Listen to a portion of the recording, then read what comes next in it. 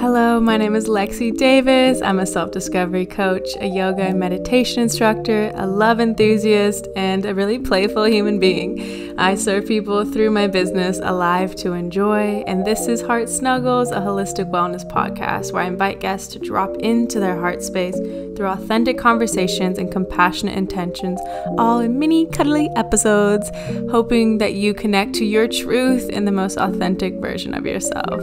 I hope you enjoy. Welcome everyone to Heart Snuggles. We're so happy you're here today and hope you're having a great morning. So I brought a lovely guest who I'm so excited to share with you. Is so impactful and has such a big heart. So go ahead and introduce yourself. So, hi everybody. My name is Justin Black. I am one half of the Redefining Normal team. Me and my wife Alexis, we are founders of the Redefining Normal company and authors of the Redefining Normal book. It's called Redefining Normal: How Two Foster Kids Beat the Odds and Discovered Healing, Happiness, and Love. And now we've taken this message across the country around healing, understanding happiness, relationship building, community building, and other themes and topics around those. So thank you so much for having me on. I appreciate it. So beautiful how you've made it through your circumstances and now are able to share and help others heal. And that's just the best gift ever. So yeah, thank you for doing this work. And our question of the podcast is, what was the last random act of kindness someone did for you? The last random act of kindness someone did for me. So I would say they messed up my wife's order at McDonald's like 3 times. They gave her 3 sandwiches, wasn't the exact thing until like the 3rd or 4th one. And she brought me one of those sandwiches. So I guess that's one of the last things that happened. So I would say that. I love that. Yeah, thank you for sharing. So tell us about your experience. So my dad was also adopted in foster care when he was young, and so was my aunt and uncle. And it's definitely a difficult process. So how have you moved? First off, I guess, how did you and your partner meet? Yeah, of course. So me and Alexis, as we mentioned, we are both foster care alumni. We both had experiences in the child welfare system, and we met during the foster care program or in higher education at Western Michigan University, where they support us with campus coaches and different support systems that typical college students will receive, but we're more non-traditional students. So we met the first week of that program during one of their events, and we just started a conversation from there, and it just kind of sparked and went from there. And, we started a relationship only a few months later, and we just been glowing ever since. We got married in 2020. We met in 2016 and got married in 2020. So definitely been a blessing being with her. And yeah. Cool. That's so nice to find your partner in that way and know that you can understand each other so effortlessly. Mm-hmm. So what were some of your experiences as being a foster child and some things that you've worked through? Yeah, it's plenty of things to work through, but whether if you've experienced a child welfare system or not, some of the things that each person who's experienced trauma will have to work through are those generational barriers. And with those generational barriers, it may seem unfair initially. So there's a couple of different things that happens. Is if you are able to even recognize those things, once you recognize it, you say, why me? Why did I have to go through this? And on the flip side, some people may say, it's just the way it is. It's who I am, it's who our family is, and they accept it. And that trauma and those unhealthy environments and patterns become their normal. Mm-hmm. So those are kind of the two pathways that a lot of people take or use. And for me, for a long time during my teenage years, it was the why me thing of why weren't my parents at my football games? Why weren't they there to support me? Because I knew them and I was around. I had a relationship with them during my time in foster care. So it was a little strange that, they visited me here and there, but I didn't exactly have their support or I couldn't live with them for some reason. And a lot of it was addiction and other things or other reasons why I couldn't live with them. So I was always questioning my worthiness, questioning my value. Why didn't my parents want me? Why are there other things important in their life to where I can't live with them? So that was a large part of my experience in foster care, questioning my worthiness until I was able to get to a point where I was able to understand that it wasn't just my mom who dealt with addiction, but it was her actual, it was two generations of addiction on my mom's side. And it just wasn't my dad who didn't know how to deal with his emotions. But there are three generations of domestic violence on my dad's side of the family. So all these mental health issues being passed down to me generationally, I had to more or less become aware of those things and how I can stop that from being passed down to the next generation. But for most people who grow up in that environment, and for me, for a large time in my life, that became the normal and that became acceptable because that's what you're used to. Yeah, and it's so sad, and you're right, it's so common, the two examples you gave, the why me, or just the acceptance. And it breaks my heart when people don't have the support to move through those two barriers and know that there is other choices. Even with the circumstances you're given, there's still hope and possibility. And so that's why this work you're doing is so amazing, that you have been through it, and so people can connect with you even more in that way. And so what are some ways that you've worked on building trust with others? Because obviously, I'm sure that was a hard thing for you to do. I'm still doing it. I'm still trying to figure it out. Of course. But I'm joking, but yes, to a degree, yeah, I think it's, we think about healing, think about trust and so many other things. Those are a lifelong journey. Because even in adulthood now, when you rely on people, when you trust people, when you try to help them out in certain ways, you feel disappointed, you feel broken, you feel like they took advantage of you in so many different ways. So one of the things that helps with trust is forgiveness of yourself, that you knew you did everything you could do in the situation to support another person, to be the best person you could be in a relationship, to support your family, friends, whatever you could do.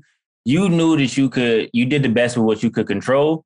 And maybe that other person either let you down, or maybe they have trauma or different things that they're working through that they need help with. So being satisfied with what your work and forgiving yourself and not letting someone else's failure become yours is a part of trust. And it helps you renew relationships and move forward and creating new relationships and having faith in, in something bigger than yourself, that, you will meet people who are genuinely just as caring as you and just as loving as you are. And, you have to keep, serving people and being there for people. And sometimes you may be disappointed, but that comes with the territory. Mm-hmm. Yeah. Yes. That's it's true. I mean, I feel like a lot of people struggle with trust no matter what you've been through. And so it is a lifelong journey, and it's so rewarding though, when you do open yourself back up to trusting others, because you as well have to trust others. And when you can start that journey, it's so beautiful, because having just that sense of trust in life and in yourself and in others is really healing. Yeah, definitely. It is. And I saw that you are trying to close, or like shift the information gap between Black and brown young adults. So how are you doing this? So doing this through multiple different ways. So I think through our presentations, we try to close the information gap. And to break that down a little further, what the information gap is, because a lot of people may not fully understand that. So my job as trying to utilize servant leadership is to provide the information as much as possible. I think a lot of times in society, when we think about serving and helping people, we're simply giving them answers. I don't want to give people answers, but give them resources and information so they can make the decision themselves.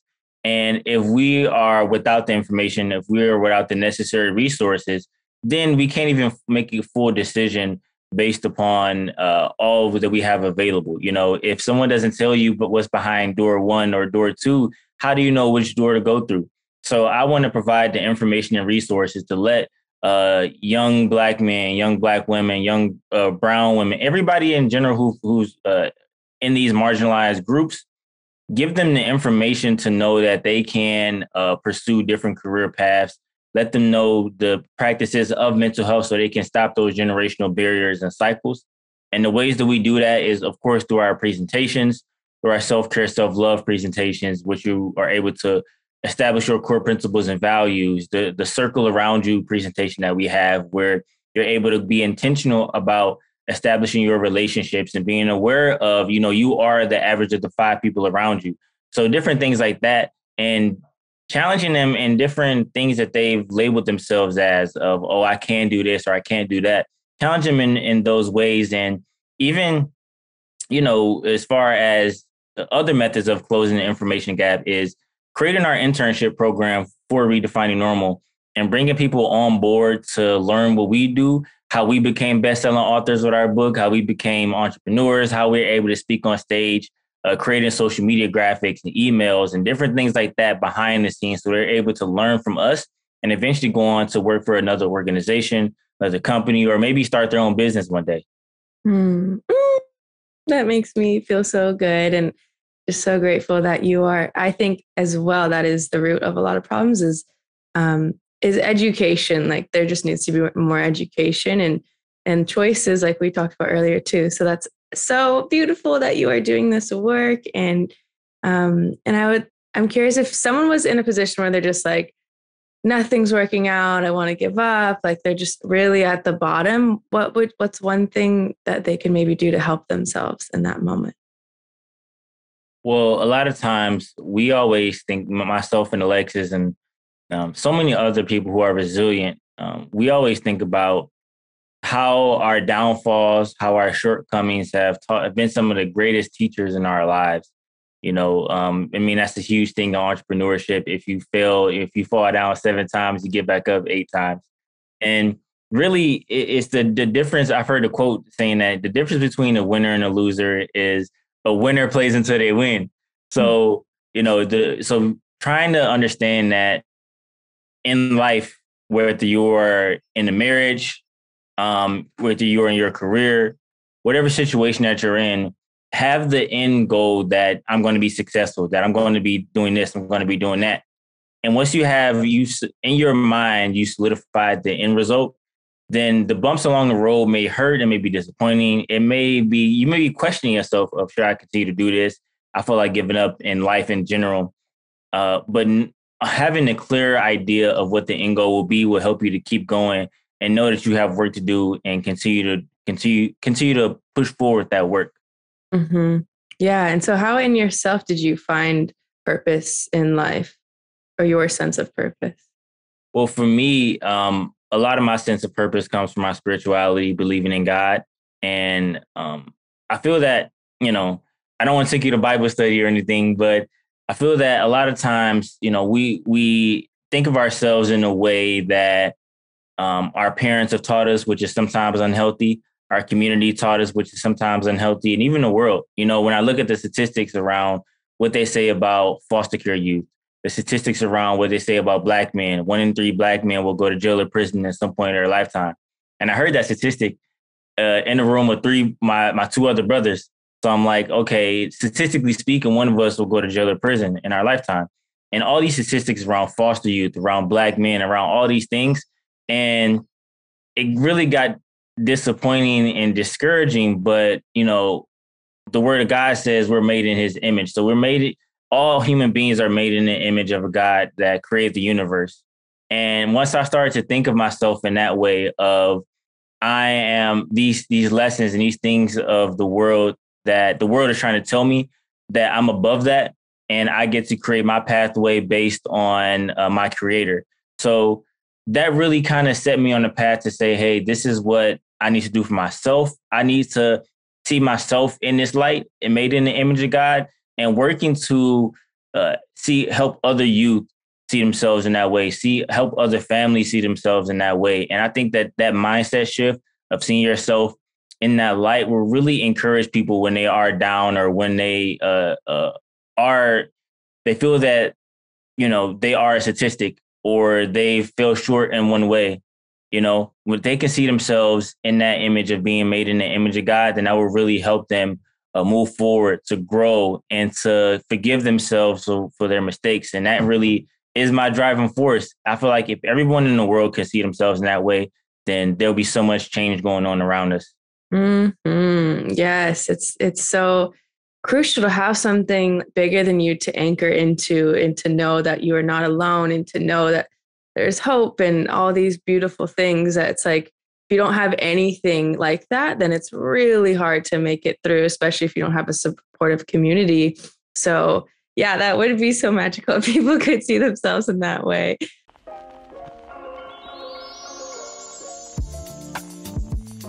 I don't know about you guys, but I know I've been struggling to find inner peace lately, and thankfully I discovered Open, a mindfulness studio for everyone. As a yoga teacher, it's been difficult to find an online studio that actually shifts my well-being, and wow, let me tell you, Open transforms your mind through body and breath in an immersive space designed to take you to the here and the now, no matter where you are or where you begin. Open offers live and on-demand breathwork, meditation, yoga, and Pilates guided by the leaders in mindfulness, centered on music and rooted in community. Hello, two of my favorite things. And their aesthetics are on point. So as always, I'm getting you the best of the best. So I got you 30 days free. Just use the code HEARTSNUGGLES and let your ritual begin now.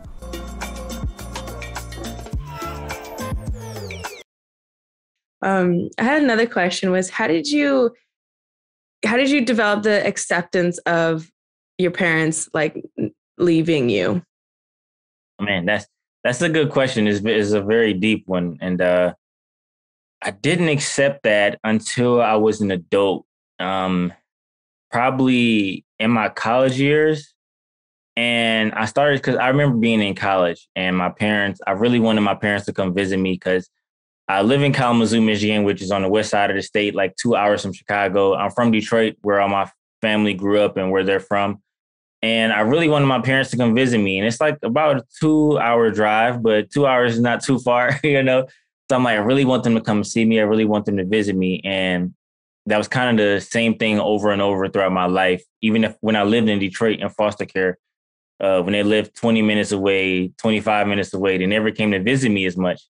And I kept having this expectation and kept being disappointed. And I allowed their inaction to dictate my emotions and how I felt about myself. Of maybe they're not coming to see me because I'm not worthy of love. Of, so many of these lies that I started to tell myself. And then I started to take a deep dive into like being removed from those situations and those unhealthy circumstances. I started to look from the outside looking in, and I started to realize like maybe they don't realize, what's going on or what they're doing, or they don't even, because the trauma that's been passed down generationally is so deep and so normalized. That's why we talk about redefining normal. That trauma is so normalized that they don't even realize how their words and actions are affecting me and other people around them. And that's why I really had to get into the forgiveness space of, like maybe 2 or 3 years ago, I started to understand, or I was told about some of the trauma that my mom went through with sexual abuse and literally being tortured in her childhood. And I started to show some grace and mercy of, wow, she's been through these things, and being a functional addict in her later years is something that was acceptable to her because during her childhood, she was in such abusive situations that was the situation she was in before was acceptable. So I started to practice more grace, forgiveness, and mercy, and understand how those things are being passed down, and started to forgive my parents and not let their actions dictate my emotions, and just be intentional as possible about trying to pass down good habits and practices to my children one day. I'm so proud of you for doing that work, because it's not easy at all. And it does take a lot to realize, oh, wait, they are their own human as well and have been through their own experiences. And it's really hard to zoom out. It takes so much courage and so much, to remove yourself from that and to know it wasn't personal, even though it feels so personal. And it's so easy to let your life be dictated by that. So that was beautiful. And I hope that helps more people know that there is other options, and that it's not them, and they're not worthless. And I've felt some of those same things. My mom left when I was young. And so it's people, like building that acceptance takes time, but it is worth it to be able to bring grace to them as well. And yeah, go ahead. No, I was going to say, it's all a journey, and there is no light bulb that goes off one day, or maybe for some people it is, but it's all a journey. And as much growth as I've had in the past couple of years, it's still moments where I'm like, dang, I really wish my dad was here to experience this with me, and I really wish my mom was there for me in this moment. And you just have to accept it and process it and go through that journey. So, yeah. Yeah. Like holidays for me are the hardest. Yeah, definitely. And And now what I do is I just lean on my community and I just tell them like, hey, I know you're here for me, but I still feel this pain. And just being able to be held in that, it just feels really good as well. So if someone wants to support someone that's been through the foster system, what's the best way that they can do that? Definitely. So I will first encourage you to reach out to local organizations and see what they need. In every single city, every single county, every single state, there are organizations supporting foster youth, supporting foster parents.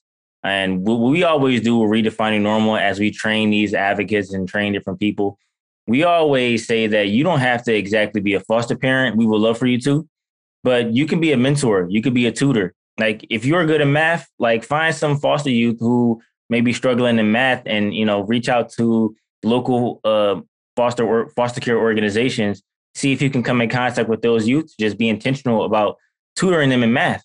It doesn't have to be anything crazy. If you maybe decently fluent in Spanish, tutor them in that.